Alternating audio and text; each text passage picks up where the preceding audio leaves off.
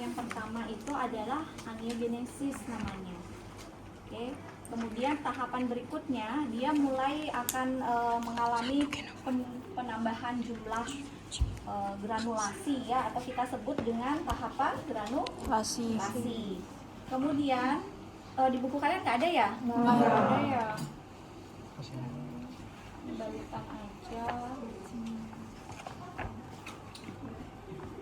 Kemudian di situ nanti akan ada tahap kontraksi. Jadi si luka itu dia akan lebih mengkerut. Karena apa? Untuk memperkecil area luka. Pernah nggak kalian memperhatikan ketika kalian lecet si fibrinogen yang warna hitam itu, ya kan? Dia ketarik ke dalam, ya, sehingga di kelihatan bekas-bekas luka pinggir-pinggirnya itu mulai memerah. Nah itu adalah tahap kontraksi untuk memperkecil si luka. Oke. Nah setelah itu baru ada reepitelisasi lagi. Ya, jadi ada pertumbuhan epitel kembali di sana. Baru nanti ada tahap penyembuhan luka terakhir adalah remodeling. Ya.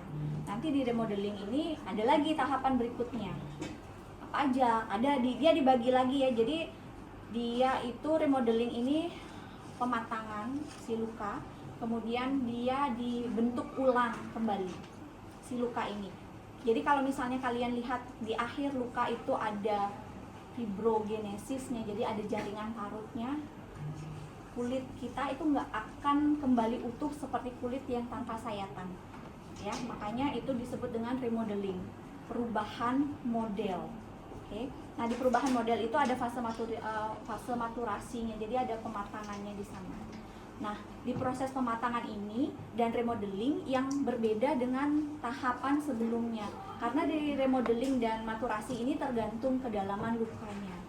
Kemudian tergantung besar lukanya, jadi prosesnya berbeda-beda dan respon tubuh dalam melakukan proses penyembuhan juga berbeda, tergantung juga nutrisi, ya. Makanya kalau orang-orang yang mengalami luka disarankan untuk mengkonsumsi protein lebih banyak, ya. Jadi tahap-tahap proses penyembuhan luka itu kalian harus hafalkan, harus tahu. Kenapa? Karena saat kalian merawat luka yang grade-nya kan ada 4 grade ya, ada 4 stadium ya. Enggak apa aja. Stadium pertama. Stadium 1 luka pada epidermis. Stadium 2 luka pada epidermis dan di bawah epidermisnya, dermis superficial dermisnya. Ketiga subkutan. Dia sampai ke fascia tapi nggak sampai ke otot. Oke, fascia itu apa? Fascia itu apa? Lapisan otot. Bukan perbatasan otot.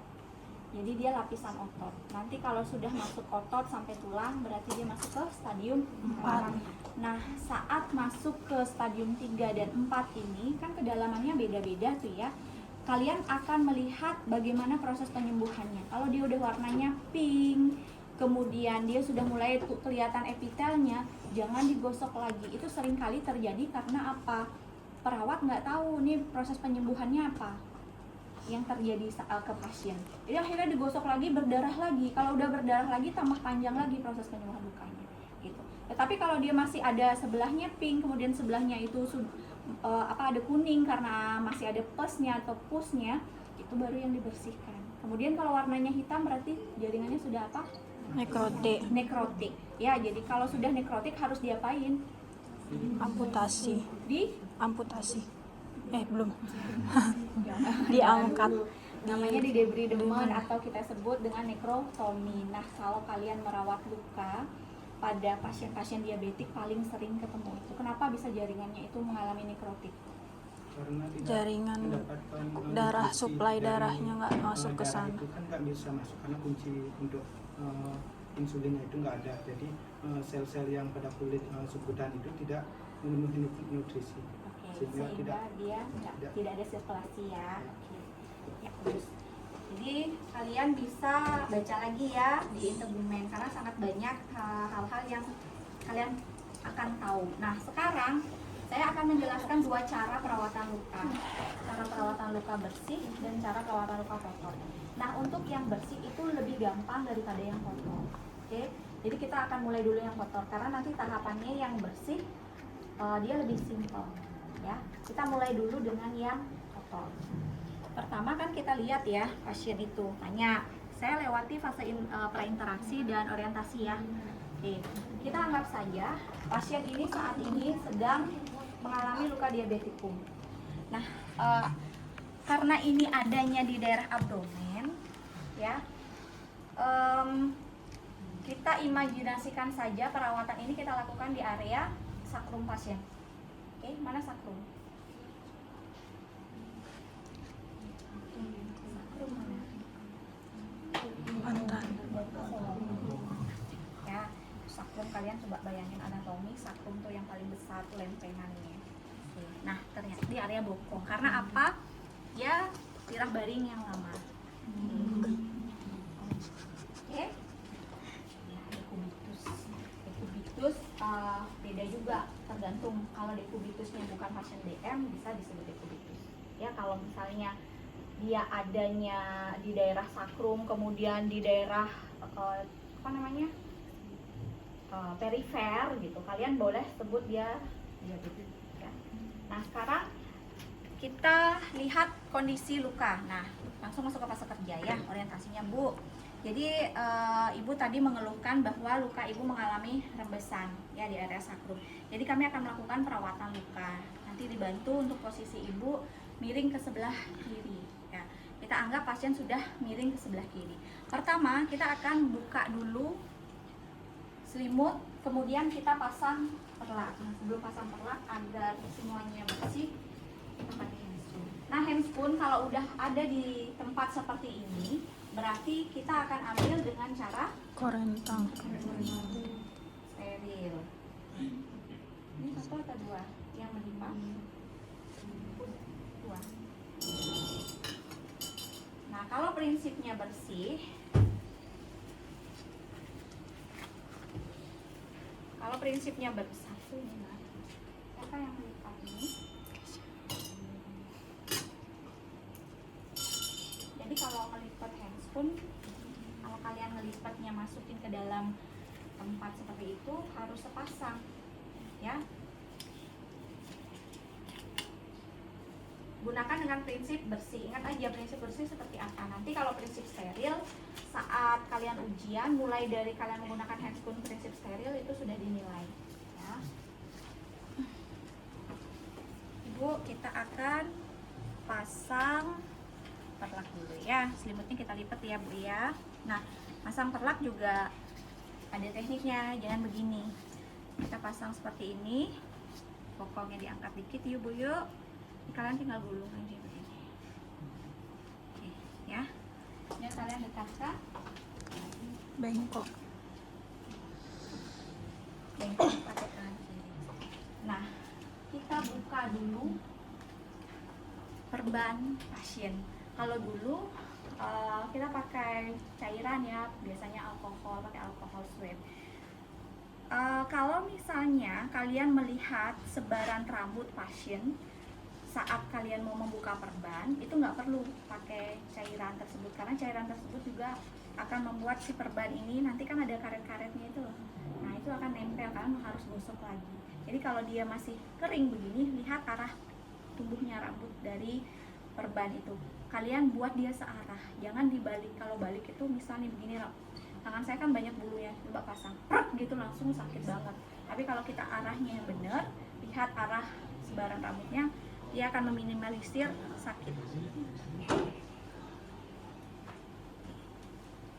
Nah, saat kalian membuka perban sambil dinilai, ya, sambil dinilai bagaimana luka pasien. Jadi apa saja yang kita nilai ketika melihat luka? Karakteristik luka apa saja yang kita lihat? Pertama pasti dari Warna.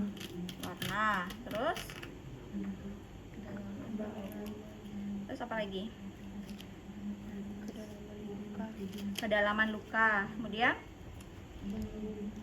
bau, terus apa? Ada nanah. Ada perdarahan, Ada nanah atau tidak?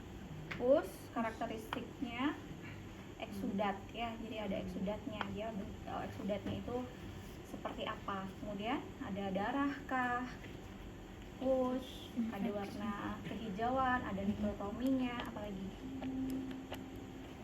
ada undermining ya kalau pasien-pasien yang mengalami luka diabetikum. Jadi siapa yang udah pernah lihat luka diabetik? Saya Gimana lukanya? waktu saya Di area mana dulu? di area pahanya, Di paha, oke. di bagian paha itu ada seperti robekan. Nah, di robekan itu, di sekeliling robekan itu kayak lembek-lembek itu warna kuning, kemudian ada keluar cairan, keluar cairannya itu sama warna kuning cairannya. Kemudian waktu baunya itu sangat menyengat sekali. Bau Saya khas pakai diabetik ya, memang. saya pakai 2 masker tapi tetap tembus. Kemudian waktu pembersihannya keluar banyak nanah. Nah, kalau undermining itu, kalau kalian lihatnya biasanya di area plantar ya, di plantar, di bokong pun bisa ya. Jadi dia itu kayak ada goa. Ini luka, misalnya diameter lukanya dia cuma 10 cm.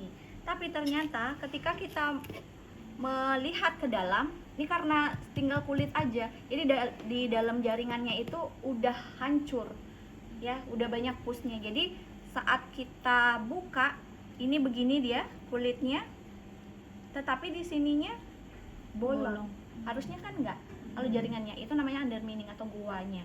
Nah, itu harus dilakukan pembersihan juga sampai ke dalam.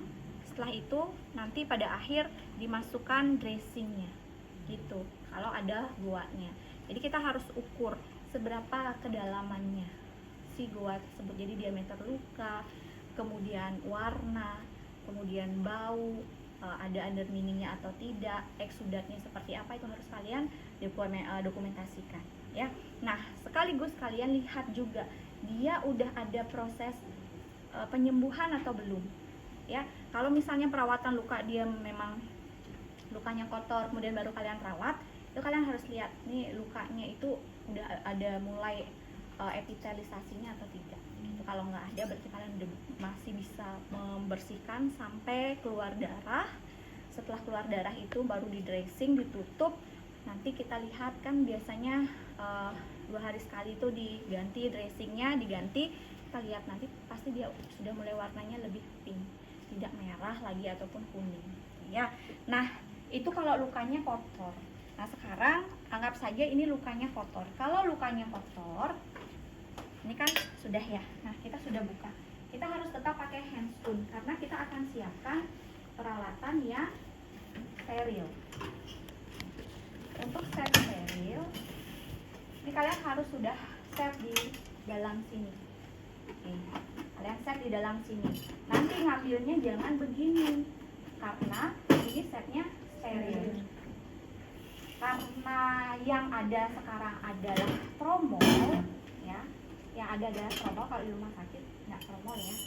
Jadi yang dipakai itu plastik. Kalian ambil pakai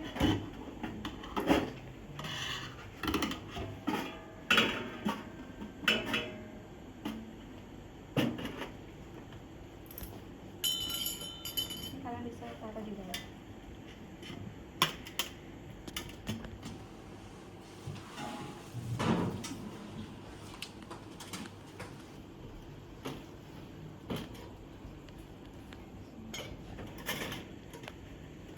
Kalau masih ada alatnya kita taruh aja di bawah ya biar tidak penuh ya.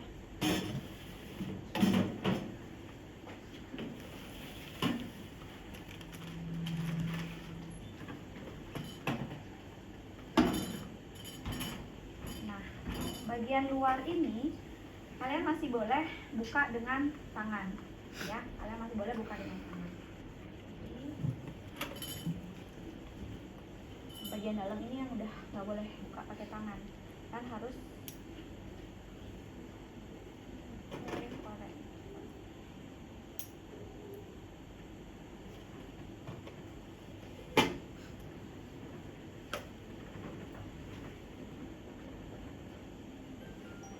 Korekannya nanti tolong jangan menyentuh tolongnya. Oke ya, udah, ini kalian udah punya alatnya semua.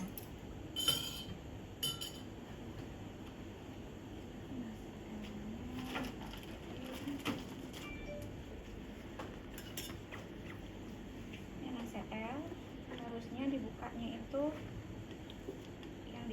hancur ya, kalau pakai karet ini susah dia hancurnya.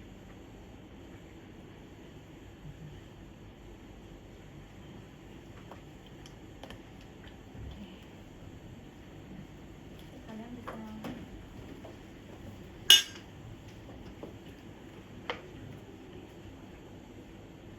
Nah, kenapa ada 2 cuci? Ini pelan-pelan ya, yang sampai membasahi. Kenapa ada 2 cuci? Biasanya kalau ada iodine powdernya ya, jadi dia seperti antibiotik gitu, kalian bisa wadahi. Kalau enggak kita pakai tempat kasa. Sudah kalian siapkan semua yang on steril, baru kalian siapkan nanti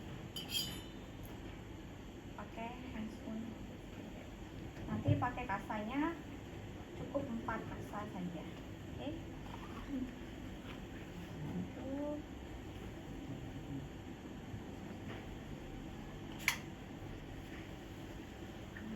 Kasa itu jangan dicelup dulu dengan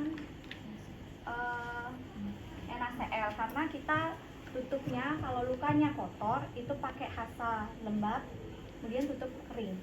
Tetapi kalau lukanya bersih cukup kasa kering saja ya.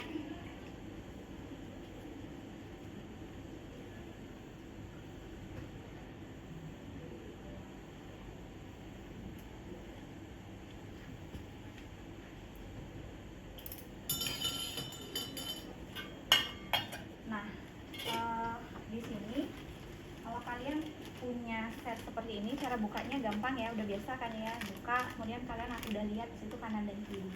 Ini buat stok saja, belajar dulu, besok saya bawakan yang banyak, jadi kalian bisa langsung pakai. Sekarang saya pakai ini aja dulu.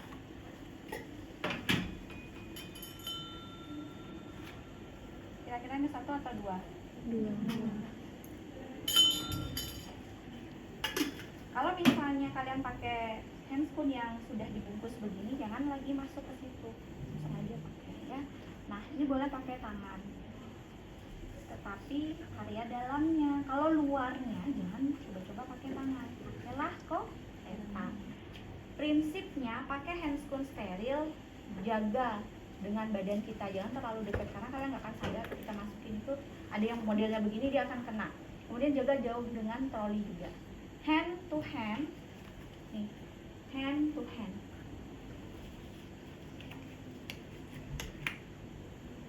Okay. Glove to glove, ini glove dengan glove. Okay.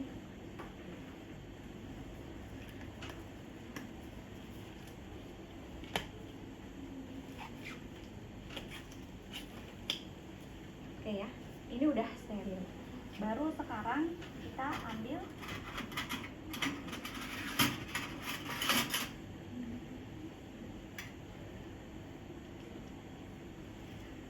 pakai pinsetnya itu ya, pinsetnya itu pakai yang mana?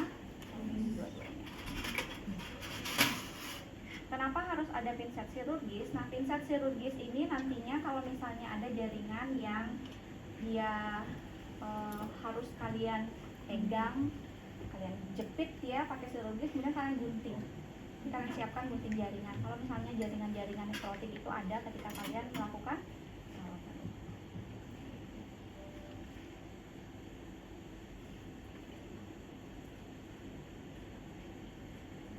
Nanti silahkan ya disesuaikan tangannya ideal apa enggak. Yang jelas pinset ini jangan sampai kelihatan dan dia kena jaringan luka kita ya, yang akan kita rawat tuh jangan sampai kena, karena kan akan kita pakai lagi. Oke, lakukan pembersihan searah, jangan digosok gitu ya. Kalian lihat ini lukanya seperti apa. Ini mungkin karena pentem ya, bukan luka sesungguhnya ya. Seringkali ketika kalian melakukan perawatan luka, ini kan lukanya kecil ya, kalau lukanya besar lama pakai pinset, biasanya langsung pakai tangan, tetapi tetap ini tangan harus steril gitu ya. Jadi lakukan perawatan luka dari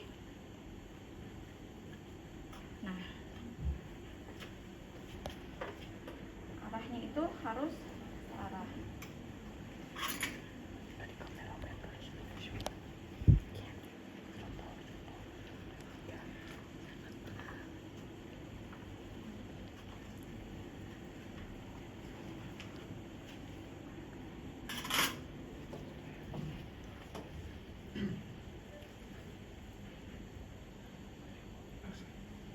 Kalau misalnya harus ada pus yang dikeluarkan, boleh pakai 2 pinset. Jadi pinset ya digulung pakai kasa dua-duanya ini, kemudian kalian tekan gini, keluarin dia ke arah. Nanti tinggal dibersihkan lagi pakai kasa. Seberapapun kalian butuh kasa. Biasanya 1 plastik kalau pasiennya rawat luka besar, 1 plastik tuh kasa.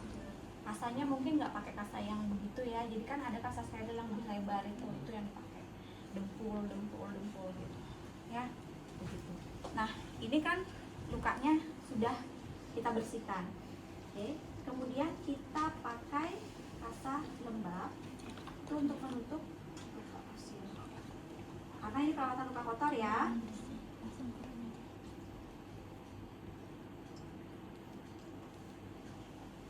Saya nggak pakai pinset chirurgis di sini karena nggak ada yang ditutup ya, nggak ada yang digunting.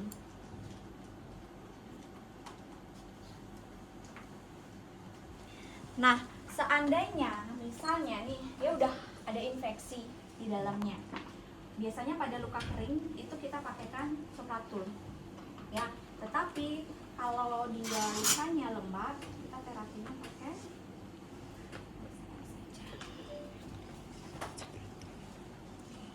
ini. Nanti boleh kalian double lagi ya kasanya biar dia